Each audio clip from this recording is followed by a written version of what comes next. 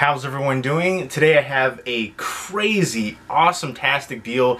This is one of the more bizarre, but quite possibly one of the best deals that I've ever gotten. 12 pickups right here, and if you've seen any of these movies, definitely let me know what you think of them. And all 12 of these Blu-rays were only $20 total, so essentially around $1.60 a piece, and there's a couple Criterions in here. There's one that's sealed. Most of these are newer titles, like newer releases. There's a couple in here that I think came out a couple months ago. But this is just like a really bizarre lot. Somebody was selling them as a lot, and they were a couple towns away. So as soon as I saw it, I was like, heck yeah. And met up with the person. The person took a little bit longer. I thought they were only going to be like, I don't know, 20 minutes. They ended up being like a little over an hour. But it was well worth the wait. I think if you've been following my channel, I remember last summer especially, I got a bunch of deals. You know, I tried different kinds of apps. I go Craigslist. There's Facebook groups, like local yard sale, garage sales in like your town, your county, you know, surrounding areas. So I check a lot of those ones periodically to see if there's any deals going on. And like I said, last year I found some amazing deals, and it kind of dried up for a bit. And then recently I found a couple more good deals. Like I recently got Dead Alive on Blu-ray for $1, which was amazing. But this to me was just a bizarre mixture of titles. You've got Criterion, you've got Puppet Master, like Full Moon stuff, some Disney, like it's just all over the board. And there's one title in here in particular that kind of really surprised me, and I'll talk about it at the end. But first off is Straw Dogs, the Criterion Collection Blu-ray. I'm amazed. This is a pretty new release from Criterion, I believe. And this is one of the ones that was like high on my wish list for Criterion Collection. I haven't seen the remake, came out a few years ago, but this one I have seen from Sam Peckinpah, and you've got, of course, Dustin Hoffman in here as the lead. This movie was so tense to me, especially, you know, the climax. It was palpable to me. This is one that just like stayed on my mind long after viewing. Great atmosphere, great sense of just that underlying tension that just comes to a boil. And this was from 1971. Fantastic special features and stuff in here as the new restored 4K digital transfer. I cannot wait to dive into this one. I love what Criterion Collection does with their releases. One of the best companies out there releasing as far as special features, transfers, the booklets. And yeah, I'm so excited for this. This is one that I wanted the most from Criterion Collection. And we've got another Criterion Collection Blu-ray. And even when these are on sale, like they're usually around like, I don't know, $20, $25 range. So to get all of these titles for $20 was pretty awesome. This one's from Mike Lee. It's Meantime. Mike Lee is kind of, from what I've seen, is kind of hit or miss for me, but I haven't seen this one. I'm looking forward to it. It's from 1984. I guess kind of going through the economic struggles of England during that time period, and it's basically about two brothers living at home in a kind of like a small flat, and they're just dealing with the craziness of the time, lots of unemployment. Apparently Gary Oldman in his first major role plays a skinhead in here, so I love Gary Oldman. He's one of my favorite actors of all time, along with Daniel Day-Lewis. For me, two of the best modern actors, but all-time great actors as well. Looking forward to checking this one out. So again, I'm just excited. These two alone, you know, would have been well worth it. Just one alone would have been well worth it for 20 bucks. But it gets better. Guardians of the Galaxy Volume 2, which is a new release, the Blu-ray of it. I actually already have this on 4K Ultra HD, but I love this one. I thought it was a lot of fun. It's kind of like a family dramedy comic book movie. You've got the backstory of Star-Lord with Ego. Kurt Russell makes everything better. Yondu, I'm Mary Poppins, y'all. That was like my favorite part of the movie. That just cracked me the heck up. Baby Groot, I love it. I love that like foily cover too, even on the back. But I enjoy the heck out of this one. I definitely prefer the first one, but this one is got a lot more comedic value to it, and a fun movie overall.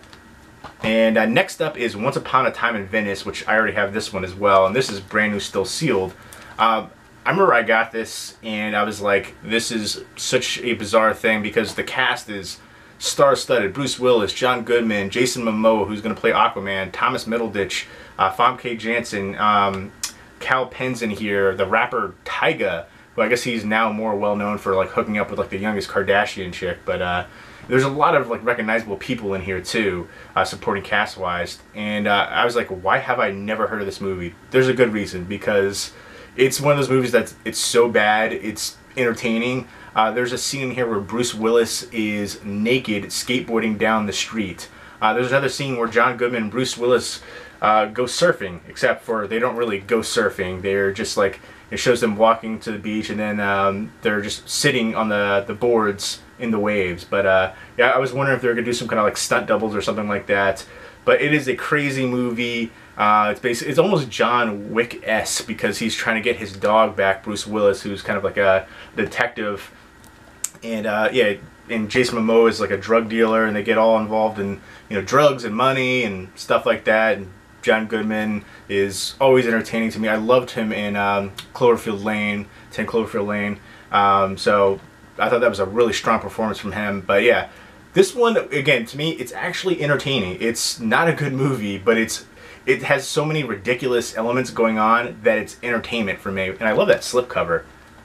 But yeah, you got to know what you're getting yourself into with this movie. But I still found it to be enjoyable for, you know, the absurdity elements. Next up is Disney's Beauty and the Beast. This is the recent live action movie, which I still haven't seen.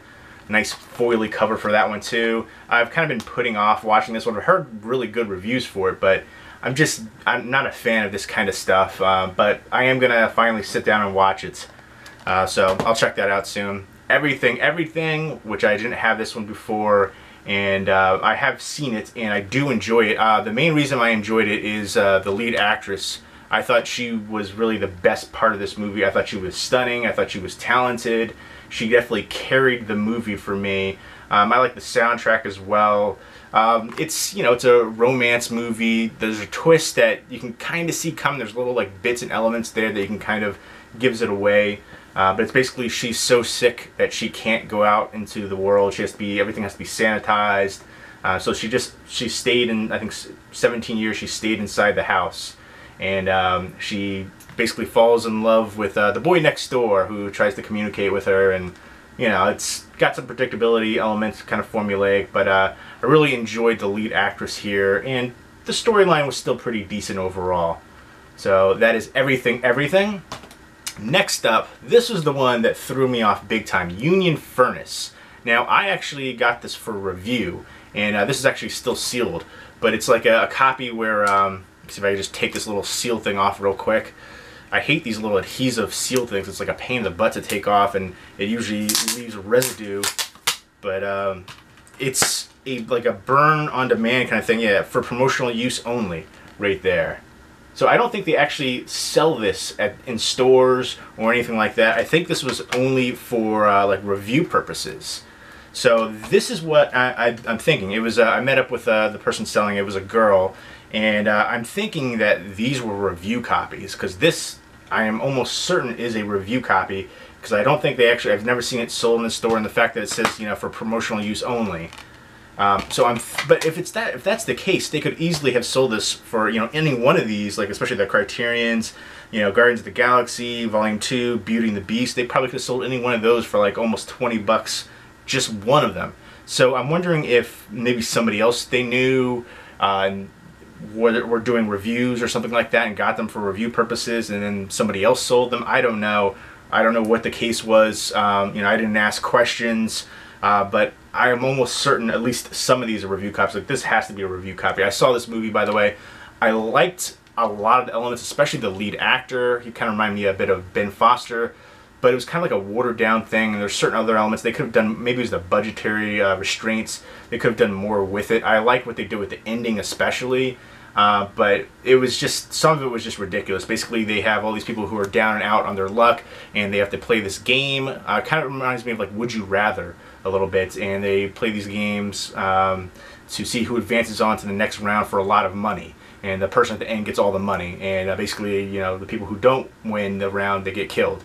Keith David is in here too, but yeah, so there's a little bit of recognition there, and a few other kind of recognizable like character actors and stuff that I've seen on other stuff, but the lead actor was really good. But yeah, overall this was just misses the mark. I think maybe if it had a better budget, that could have definitely helped it, and the script could have been a little bit better as well for the games that they were playing, because it started out really corny. They're playing like a board game.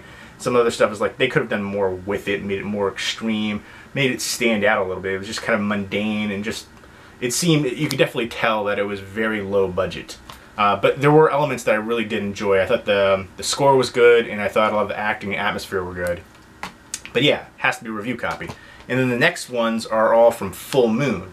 I've seen Hideous, which is a super cheesy but very fun movie. I thought it was, you know, kind of, they have these little like creatures right there. You can see them right there on the back. You can see them on the front. The lead actress in here was really good. Some of the other actresses were good too. I actually got a chance to interview Jacqueline Lavelle. I haven't posted that interview yet because I have issues with my video editor. I usually use YouTube video editor, but I couldn't do it with like adding clips in there like that and like pictures. So that was an issue, but I will be posting that review soon. So look forward to that. But that was like one of my favorite interviews I've ever done. She was awesome to talk to, very down to earth, and she was stunning in here. She's like the eye candy essentially. But it's a crazy movie. If you like Full Moon, I would definitely recommend it. You know what you're getting yourself into for most of the Full Moon kind of movies. Next up are a couple of Puppet Master ones. Curse of Puppet Master, which I believe was the 6th one that came out in 98. It's directed by 98. I believe it was that one. David DeCocto, who did Sorority Babes and the Slime Bowl-orama. He's done a bunch of other stuff too, but I remember this one being pretty good. Looking forward to revisiting it. Next up is Retro Puppet Master, which I believe came out the next year, 99, and I think it's Puppet Master 7. I vaguely remember this one, but I'm not even sure if I've just seen clips of it or not. So I'm looking forward to that, checking that one out. Next up is Creeazoids, which I've never seen, but it looks freaking awesome and creep-tastic from the back. I don't know if you can see that on there, like that character right there. Super weird and creepy looking. That character too. It looks like it's got some, it's also from David DeCocto. He's worked with Full Moon a bunch. It looks kind of like sci-fi-esque. It says like B-horror fantasy films. One of the most beloved ones from the 80s. So I am really looking forward to checking this one out. Yeah, it looks bizarre and crazy and campy and just creeptastic. I'm excited for this big time, and I love the artwork too. Love the artwork for a lot of these ones. Not so much this one, but this one for sure.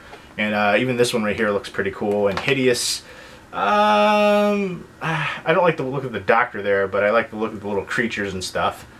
But I'm excited for this whole lot. Was really insane to me. Like, it was just one of those really bizarre, like usually when you see a lot of movies, they're all kind of the same genre. They're all kind of like horror, comedy, action, family, something like that. Not mixed together like this. So I'm really thinking it was like somebody involved with this had to be like a reviewer or something, because that one, the Union Furnace movie, was a review copy for sure. So I'm not sure if the rest of them were or not, but bizarre, because they definitely could have gotten way more money. Next up is The Creeps, and this one is just like, I guess, little people like Universal Monster-esque. Looks like a little person Wolfman, little person Dracula, little person Mummy, little person Frankenstein's monster. So yeah, the one little guy, he's been in a bunch of stuff before. He was in Land of the Dead, he was in Garbage Pail Kids, a bunch of different ones. He's a well-known little person actor. I can't see, Phil Fondacaro, that's him. He plays Dracula right there. So this looks intriguing. It looks like it might be a cheese-tastic fun. I'm actually really looking forward to checking this one out.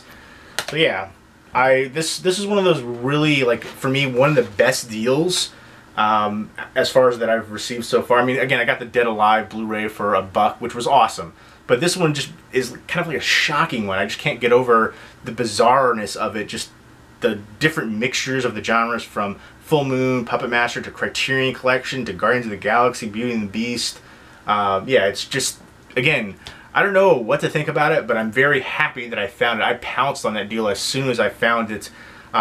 Again, this actually kind of excites me to look more into deals again, because like I said, it dried up all the deals that seemed to be for a while, and then all of a sudden I started finding little things here and there, and then this one.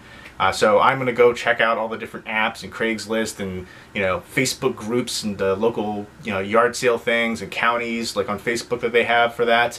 So I would recommend you guys doing the same. If you have Facebook, there's like, you know, for your town, county, there'll be like a group yard sale thing for that kind of stuff. I found some good deals on there, but this was awesome. Let me know what you think of these movies. Have you seen any of them? And which was your favorite pickup from this, to me, amazing but crazy deal? let me know. Leave me a comment or video response down below. Hope everyone's doing well. Take care.